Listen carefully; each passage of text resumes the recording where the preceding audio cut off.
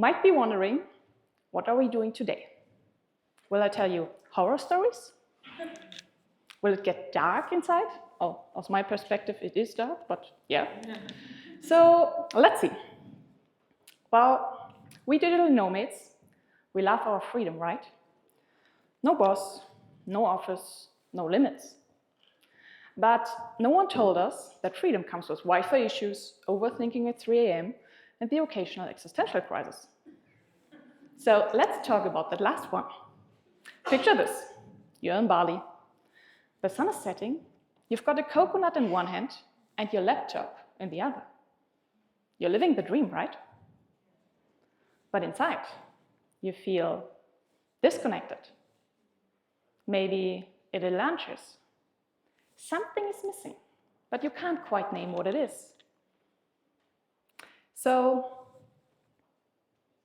some nomads seem to have the business success, the freedom, the income, the lifestyle. But others have the opposite struggle. They are doing all the work, trying every tool in the book, but never quite breaking through. Fears, doubts, and invisible blocks keep pulling them back. And the truth is, just because we are free on the inside, doesn't mean we are free, wrong way around. Just because we are free on the outside, I wanted to say, doesn't mean we are free on the inside, right? So, and whether you are lost in silent or constant action, both are signs for something deeper that wants your attention. And when I started my digital nomad journey, I had the typical dream, freedom, wonderful places where others go on vacation, like Bansko maybe, a business that lets me work from everywhere. And I did all the things. I joined Facebook groups, I ran ads, I did webinars, I hired coaches. I did everything they said I should do to build a successful business. But instead of success, I kept running into this invisible wall. Nothing really took off. I was constantly worried about money, and the worst part, I didn't know what I was doing wrong. I felt stuck, but not because I wasn't trying hard enough, but because something deeper was holding me back. And that was when I started to realize that the real work wasn't another funnel or strategy. It was inside of me, my fears, my doubts, and my hidden stories about what I believe I deserve and what I don't. And that's where this journey, today, in this talk, really begins. The one that's less about hopping borders and more about exploring the parts of ourselves we usually try to leave behind. And maybe, if you look closely, you'll find little stories, little pieces of your own story too. Because no matter how different our past looks on the outside, deep down, we are carrying the same invisible struggles. If you strip away the Instagram filter, the curated success stories, the new adventures, you'll find it's the same for almost all of us. Behind the palm trees and co-working selfies, there's often a quieter story. The loneliness nobody posts about, the fear of not being good enough, the pressure to keep hustling when we don't feel like, the constant self-doubt that whispers, am I really cut out for this? The fear that maybe we are still not enough, even if we have the life we dreamed of. But that's not failure, that's human. And it's not that freedom isn't real.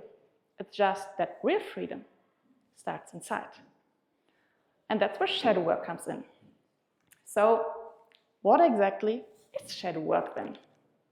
Let me show you something. Imagine this is your shadow. Not the spooky kind, but the backpack you've been carrying for years. Every time someone told you, don't be so sensitive, stop crying, be strong, you took a piece of your part, of your heart, of yourself, and stuffed it in there. Every time you were too afraid to speak up, or too angry, or too different, you packed it. Because you had to. Because it was safer to hide it than to be rejected. And so we start stuffing away the messy things. Our anger, our fears, our sensitivity, our shame, and even our brilliance. Everything that doesn't seem welcome in the world around us. And over time, that backpack got full and heavy. It weighs us down in ways we don't even realize, in our relationships, in our business, in our ability to feel truly free. So, what are we doing now? Because the thing is, that backpack, we got so used to carry it that we forgot it's even there. And suddenly, we find ourselves stuck, overwhelmed, burned out, anxious, overachieving, undervaluing, hustling. But it's not because something is wrong with us. It's because of the stuff in there. It's not gone. It's waiting, waiting to be seen. And that's what shadow work is. It's not fighting, it's not fixing. It's unpacking. Gently, honestly, courageously. Shadow work is a process of unpack that backpack, of pulling out those rejected parts, to look at them with curiosity instead of fear, and gently integrating them back into who we are. So, shadow work is to see the parts of ourselves we usually try to leave behind. And that was a backpack version. If we unpack it in psychological terms, shadow work means becoming aware of the parts of ourselves we've rejected or hidden, and learning to meet them with curiosity instead of judgment. It's not about fixing something broken, but reconnecting with what we've cut out in order to feel whole again. Okay. But who am I to talk about this topic? Well, one part you already know. I've been a digital nomad for the past 3 years. I've lived the dream, but also the messiness, the fears, the feeling of disconnection, the financial struggle. In addition, I'm a coach, trained in NLP, hypnosis, and shadow work. And over the last years, I've guided more than 100 people in over 1,000 coaching sessions into their fears, their patterns, their shadows. But not just into them, we walk through it together to come out at the other side with more compassion, more clarity, more of themselves. So over the time, I've seen a lot of backpacks. And although all look different, many of them are carrying the same things. And that's why I want to share with you the 3 most common shadows I've found in digital nomads. And maybe you'll recognize yourself in one of them, or 2, or all 3. But before we start with this, these archetypes you will not find in a psychology textbook. I totally made them up. But based on years of coaching and people watching in cafes all over the world, they are scarily accurate. So let's start. We have the escape artist, the overachiever, and the lone wolf. All right, the escape artist, always on the move, afraid to stop and fear. They're always planning the next trip, the next city, before they've really unpacked their backpack. 5 countries in 6 months, and already planning the next one. They are spontaneous, adventurous, always chasing something new.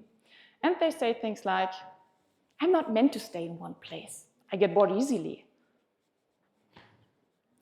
I love freedom too much to settle. And yes, it looks like freedom.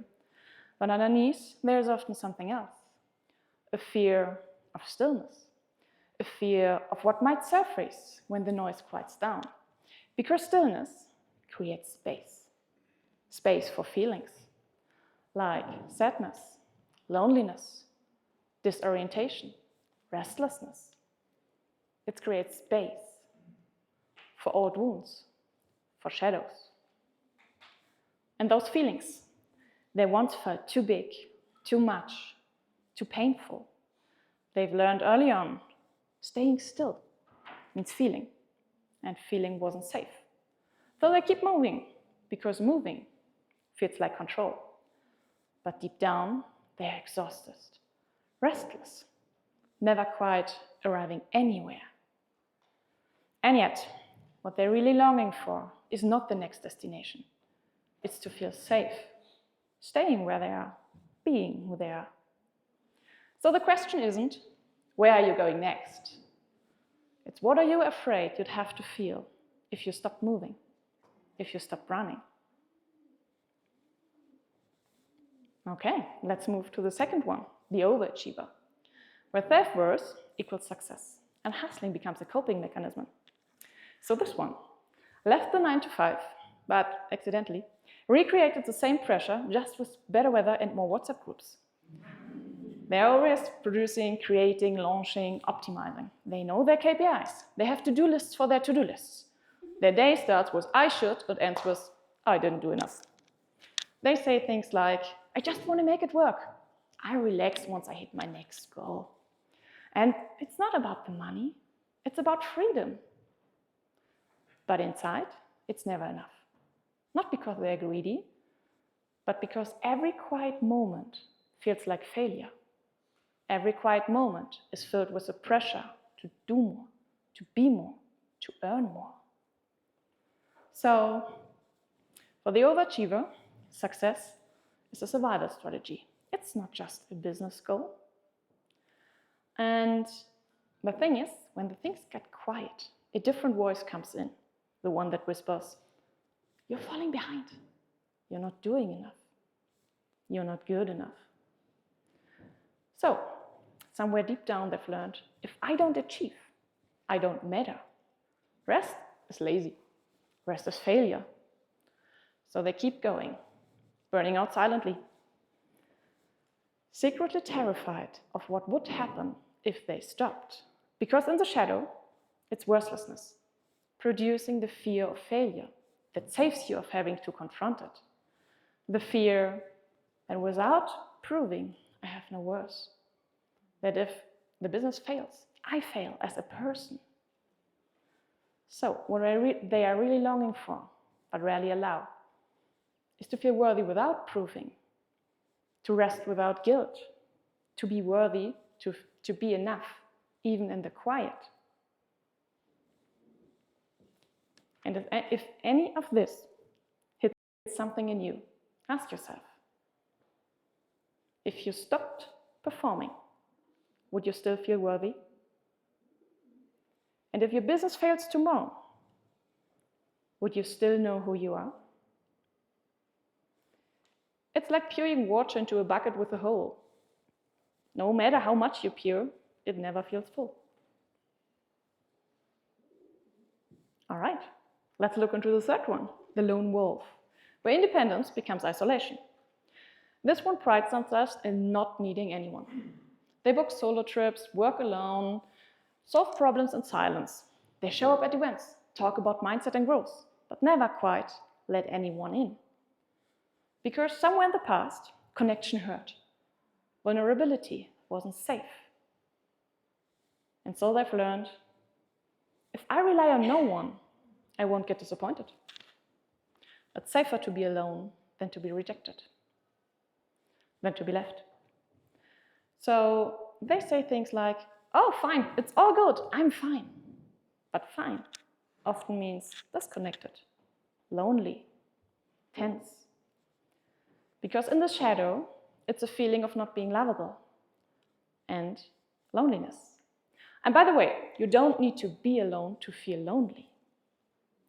So the symptom is the fear of rejection and the fear of being seen, of being truly seen.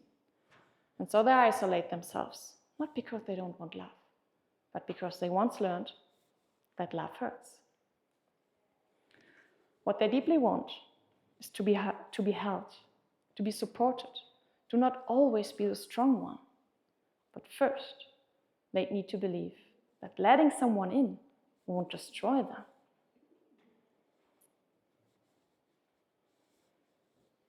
This is like building a fortress of freedom, but then realizing you're the only one inside. You know, we all have shadows. The question isn't if, it's whether we are willing to see them. Because when we do, that's where real freedom begins. Because only what you face, you can transform. All right, so we've named the shadows, and that's a big step. But we don't want to stop here. Because the real magic happens. Dragons? No. The real transformation is when we start working with them. And no, You don't need a 10-day retreat or a lifetime of therapy to begin with. You can start small, with simple awareness. And I'll show you how.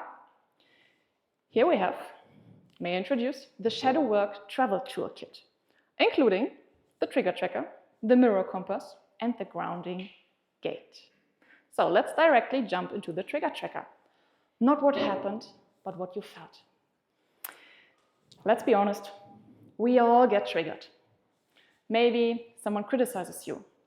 Maybe your friends celebrate their 10K months while you are wondering if coffee counts for breakfast. Instead of venting, spiraling, try this. Write it down, but not what happened, what you felt. Ask yourself, what emotion came up? What does this remind me of? Have I felt this before? And what story did my brain start telling? And the goal here is not to analyze, it's to notice pattern. It's just to see. Because when you truly see what's in your shadow and you feel it, you integrate it, you are no longer ruled by what's hidden. Then you can choose out of awareness and don't react on autopilot. The second one, the mirror compass. Your surrounding is your mirror. So, ever judged someone super hard? Like, oh, why are they so lazy, so needy, so full of themselves? Spoiler, it's usually not about them. It's a mirror.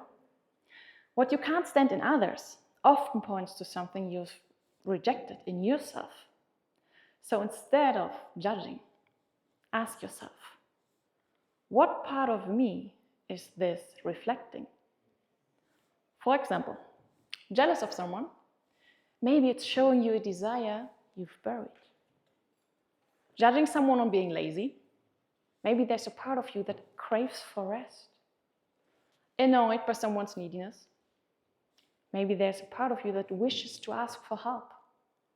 Triggered by someone's visibility, maybe there's a part of you that longs to be seen, but fears it at the same time.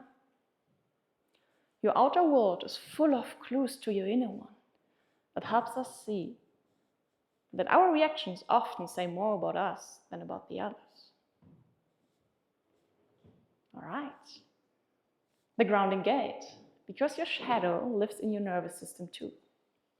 Shadow work isn't just mindset stuff, it's also body stuff. Next time you feel disconnected, overwhelmed, like avoiding everything, try this. Close your eyes. Take a deep breath. Scan your body. Where do you feel tension? Where numbness? Where pressure? Where nothing? And then breathe into it. Instead of judging or forcing it away, ask, what are you trying to protect me from? That tension isn't against you, it's a messenger. And when we get curious, we create space. Space where transformation becomes possible. So, these tools are more than just tools. They are invitations. And each of them brings you to a part of you that's been waiting, not to be fixed, but to be met. Because the goal of shadow work isn't to think your way out of pain. It's to stay with yourself, even when it's uncomfortable. Like me, right here on the stage. Because the reason I'm doing this right now is because standing in front of people is one of my biggest fears. And the reason I'm doing this is because I'm choosing to face it and to show you that it's possible.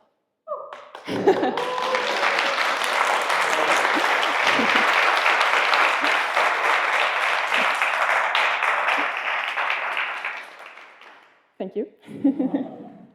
All right. Yes, to stay with yourself. So we have to stay with ourselves even when it's uncomfortable, because that is how we shift. Not by analyzing ourselves into oblivion, but by staying with ourselves to meet what we've rejected before to see it and then integrate it. Because shadow work starts with awareness, and with that awareness, we create choice. Instead of reacting, you respond. Instead of judging, you get curious, and you stop running from parts of yourself. And that changes everything. Not overnight, but from the inside out. Okay, but shadow work doesn't stop when this talks end. In fact, it's just beginning. That's why I created a little gift for you, a digital shadow journal with reflection prompts, tools, and space with parts of you that matter most.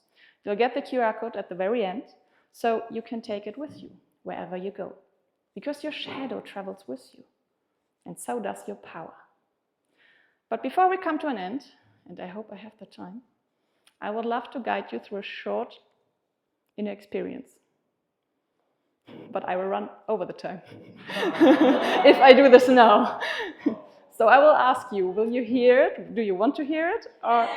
Okay. All good. Okay. Then, this is space for you to meet the parts of you that matter most. No pressure, just you, your breath, and maybe a part of you that's ready to be seen. So if you feel safe, close your eyes. Close your eyes and imagine yourself walking. Not in a rush, not with a destination, just walking. Maybe on a quiet forest path or a beach at sunset, or a familiar place that feels safe. You've got your backpack on, the one you always carry, not the one with your laptop and chargers, the other one. The one filled with all the things you've been carrying for years. Fears, doubts, memories, beliefs. Parts of you never knew where to put. As you walk, you notice someone ahead, or maybe behind. They look familiar. It's a part of you. One you've pushed away. One you've forgotten. Or maybe one you've judged. And for a moment, you stop.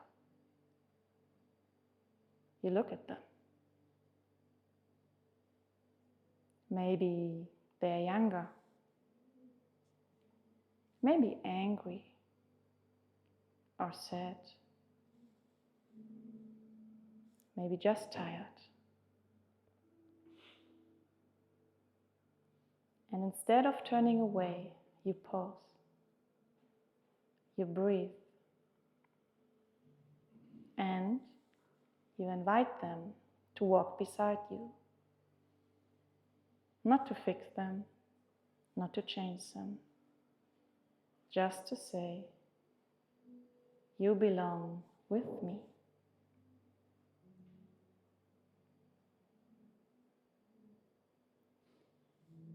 As they walk beside you, something shifts. Maybe the weight of your backpack changes. Maybe it feels just a little lighter. Not because you left something behind, but because you brought something back in. Because what you've been carrying wasn't your burden. It was your strength, waiting to come home.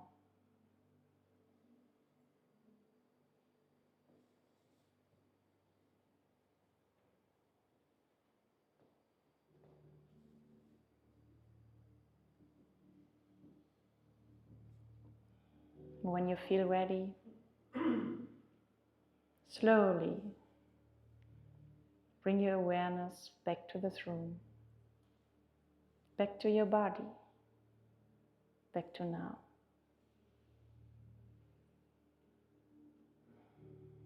Take one last deep breath.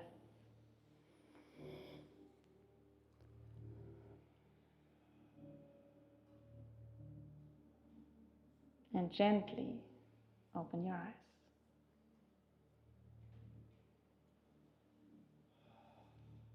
Welcome back. So, shadow work isn't about fixing yourself. It's about walking with the parts of you you once left behind. It's not about being fearless, but about being whole.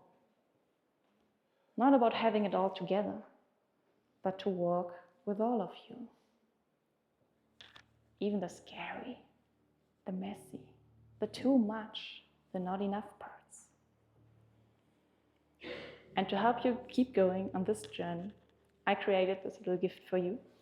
So you can take it with you and let it be your pocket mirror, your quiet reminder. You're not broken. You're just coming home. So thank you for walking a few steps on this path with me today. Thank you for being here. Thank you so much.